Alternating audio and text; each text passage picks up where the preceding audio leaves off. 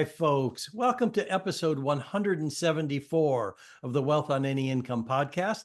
This is where we talk about money tips, techniques, attitudes, information, and provide inspiration around your business and your money. I'm your host, Rennie Gabriel. In past episodes, we spoke about how to understand the numbers from your business, how to measure the level of pleasure based on where you spend your money, how to track your money in 5 to 10 seconds, and what determines how close you are to complete financial choice, and how to run your business without being in your business. Last time, we had Ruchi Piniger, the founder and CEO of Watch Her Prosper, where women are empowered to redefine prosperity in their business. Today, we have as our guest Bernie Mullin. Bernie is a highly successful sports executive. He's been a leader in basketball, hockey, and baseball. He's the first immigrant ever to be CEO of a major league franchise.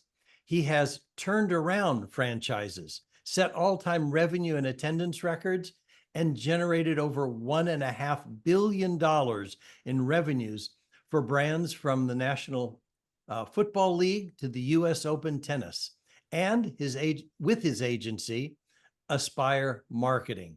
And we're going to talk more about this. All net proceeds from his book and consulting goes to the Aspire Difference Foundation that supports single parents with preschool children to ensure they get a quality education.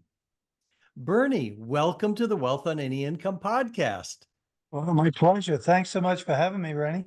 Absolutely. Well, tell me more about the work you do and why you're doing it. Sure. Well, the work I'm doing now, I sold my company a little over a year ago, Rennie, and always had a long-term plan that I'd start to give back. So I created the Aspire Difference Foundation. The reason why it's single parents with preschool kids is in 1988, when I was with the Pittsburgh Pirates, I got divorced. I had 3 kids, 13, 11, and 8. I was making six-figure great income, and I was terrified. Uh, until I found a really good nanny babysitter. Fortunately, I got someone who was going to be a teacher. She was in teacher training college, and Meg, wonderful lady, and my life became good again. But for a while, I was terrified. So I know how hard it is. For me, it was then on a really good income. I can only imagine what it's like for a teenage pregnant girl, having a baby, and certainly any of the young people who typically, so many of our minorities in America, almost 70% of the kids are brought up by a single parent mom, and it's just tough. So that's what we're doing, helping them. Thank you for that, because I understand where you're coming from, because when my children were 13 and 16, my wife decided to leave and leave me with the children. And so I became a single parent. And so, yes, I know what it's like. So yeah, a lot of What a wonderful responsibility. experience in retrospect, right? But at the time, it was terrifying for whatever the reason. Fortunately, their mom is back in their life. But I had in 1988, there weren't too many husbands and fathers who got custody of their kids like I did, and I was very blessed. Yeah, this was 1987 for me. Wow, Same amazing. time frame. So, Yeah. so now tell me who your target markets are at this point, now that you sold your company. Target markets, for the book, is pretty much everybody. I don't think it'll appeal to the extreme right wing MAGA. I don't think it'll appeal to the extreme left wing liberals, and the woke folks. I think it's according to Pew Research, 65% of American voters are independents. They're in the middle, or they're near left, near right. They're not middle or far right or far left.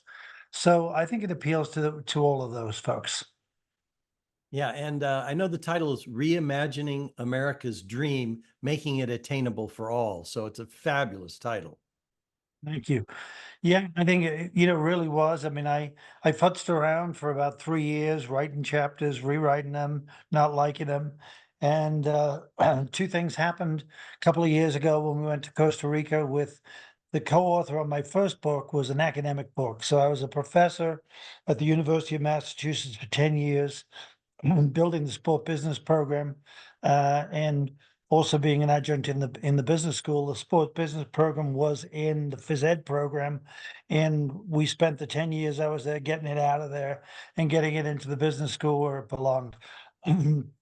So Dr. Bill Sutton and I were in Costa Rica, and first off, this advice was, well, get a ghostwriter. And so I went and Googled best business ghostwriters in Atlanta, which is where I was living at the time. And 10 names came up, got down to a short list of three, did real research on three, start the first one, email backwards and forwards, and then I call them. And, 0144, for any of your listeners, Rennie, 0144 is the country code for England. Oh, So you would think a Brit, a former Brit like me, 51 years in America, would figure that out. But anyway, so Dr. Paul, where are you living? Williston. Williston, where? What's in the world? In the world? What state's that in? It's in Cheshire. It's across from the city of Liverpool where you grew up, Turkey. It's where my mom and dad retired to. And one of his favorite places to go with his wife is the Black Horse Pub, where I was the bartender going through college. So, it was serendipity. So the guy was fantastic writer, was award winner, 18 months, 2 interviews every week, 90 minutes, and he's got all the software that takes what we talk about and turns it into narrative. And then all he has to do is edit it. And so it was a brilliant book from that point of view. So the book starts with all of the states that I've lived in as I've moved around America, starting with grad school in Kansas and then teaching at the University of Massachusetts, then Pittsburgh with the Pirates, Denver, starting in the Colorado Rockies, going on to a minor league hockey team, because to get to become CEO of a major league team, I knew I had to have had experience running the team side, not just the business side. So I did all of that. Vice Chancellor of Athletics at the University of Denver, taking them to Division I, and then working for David Stern, the most incredible experience, Commissioner David Stern, at the NBA, building a team business unit, best practice unit, McKinsey style in-house consulting group. Then finally, CEO of the Atlanta Hawks with 9 owners who are very dysfunctional, fighting each other in court for 7 years, for the years I put up with it. And then I built my own business for the last 16 years and sold it a year ago.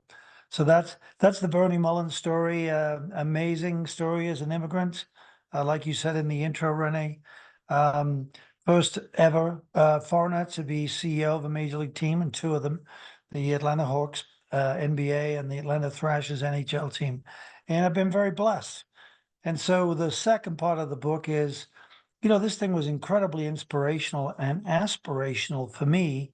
How about it being the same way for other people? I believe it is, can be, should be. So let's get it back. Particularly with the toxicity in America and politics right now, the extreme right and extreme left, and people calling each other deplorables and fascists and all this other, garbage. Let's come together around a united dream and a purpose, and let's this time make it attainable for everybody, because truly it isn't attainable for everybody, and it hasn't been, for those who are poor and those generally who are less well educated, which in this country generally means minorities. yeah, you're absolutely right. And the timing for the book is ideal right now. And let me Yes. ask you something a little bit. I know that there was a situation, I think it was with the Pirates, and I'm going to have this be a 2-part question. The first part is, what would you say was your biggest failure, and what insight did you gain from that, and what was the result? It was very simple. I'd written a book on sport marketing. The book was all about 3 things. Build a database. In other words, don't just go out there and shoot out, but build a database.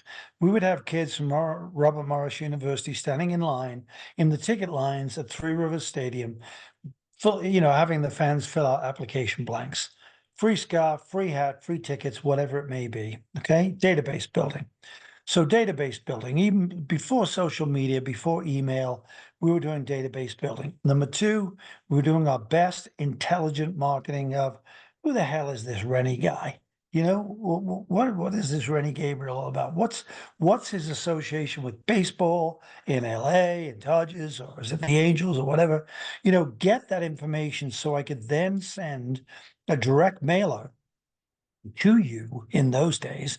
Now, email, text, social media, whatever it may be. But it was intelligently masked and matched rather to you and who you are and what your level of association was with the club. And then number three, when people responded, we would call. Now today it's they open up the email, they click through, they share, they post, you know, whatever it may be, they answer an email ad that we do on a social media site, whatever it may be, and we would do the follow-up call, and we get 5, 6 times X conversion on the call. So, I mean, as good as social media marketing, intelligent marketing, database marketing was, the add-on phone call was massive, and Oh, it was all yes. about building a relationship. Who are you? What are you? Who do you come with? Why do you come? How do I get you to come back? And we do a lot of work with college marketing. You know, we have LMU, Pepperdine that we work with in the LA area. Obviously, I've done a lot of work with the Dodgers back in the day. And where we have great success is building those relationships. And it could be somebody that's living in Texas that is going to give it that played tennis at Pepperdine and that wants to give a donation to the tennis program. So that's what we've done, and that's where we built the 1.5 billion in revenue for over 300 clients, purely and simply by building a relationship, getting to know people, and who are you? What are you? What do you want from your sports and entertainment dollar? And how do we match it up? And what I remember from, the guest intake form that we had prior to doing it in the way that produces these results, I remember when you were with the Pittsburgh Pirates Club, you'd spent $250,000 on a direct mail campaign to sell small season plans and single game tickets, and sold next to nothing until you Exactly. Well, started thank you for realizing it pointing. was the Yeah, grandmas that you yeah. could appeal to. Well, thank you for pointing out the question you asked, which I never answered. I'm sounding like a politician here. Um, the question you asked was the biggest failure, and that was exactly it. And thank you for reminding me on that one.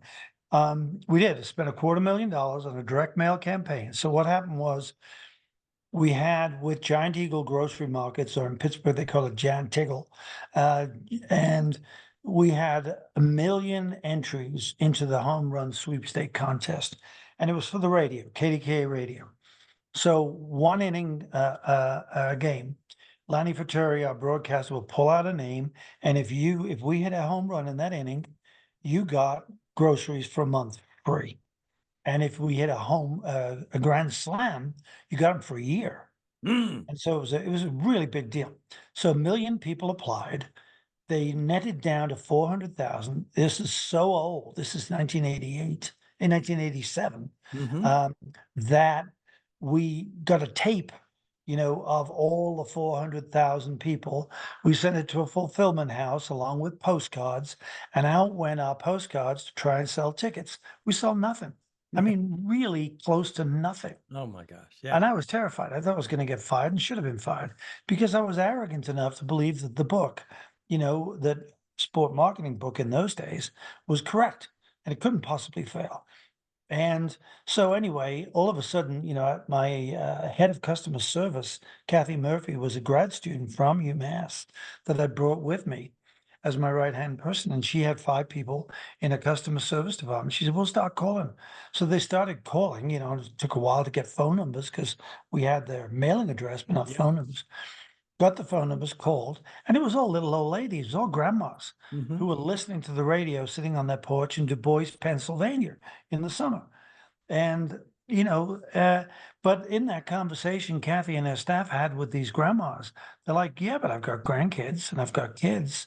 Send me a brochure for Pirates merchandise, for the sweaters, for the hats, for the scarves, for all the other stuff. And of course, Fortunately, we sold over $1 million worth of merchandise. And so they kept me going for at least 3 more years. It was a Well, great lesson. Don't ever assume anything, and don't think you know everything. And today you would never do that, because you do a test run of, yep. 1,000 or 1,000 here, 1,000 there in the database for different target segments, and you'd never waste money like that. Exactly. You do your A/B testing, what works Exactly. right, what's the right phrasing, and all the rest of that. Yes, times have changed in marketing. But now we're about to wrap up. So I want to know, because people in my listening audience, they're primarily entrepreneurs, will want to get a hold of you. And do you have something that you can offer as, an inducement for people to reach out to you? Absolutely. First of all, I'll talk to everybody, so I will definitely call them back. And I will definitely email them back. So if they do, Bernie.Mullin at playfly.com. So BERNIE.Mullin, MULLIN at playfly, PLAYFLY.com. First of all, if they would do that. And I'm happy to talk to them about, the consulting in terms of the core of how we grow revenues as a business consultant. I'm also happy to talk to them about the core of the book, which really, the essence, the unique part of the book is recommending for rising freshmen going into high school an 8-week boot camp away from home in these mothball military camps. The kids will get up early and do exercise every morning. They'll learn how to cook.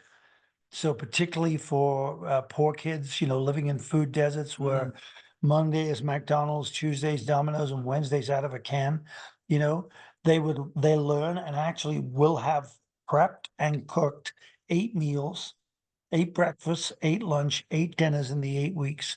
They will earn minimum wage of at least $15 an hour.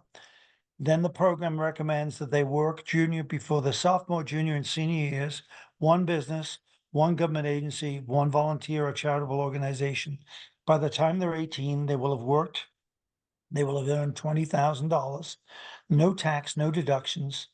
Okay, we'll get banks to give them 7.5% interest with free checking. Those kids could have $25,000 nest egg. So if you wow. think about the biggest problem in America, it is we've got to, sound like one of the politicians here. We've got to allow people to have one job and be able to pay their bills. Okay, and particularly single parent females, who are trying to get a GED, and the teenage pregnancies are just such a problem in this country.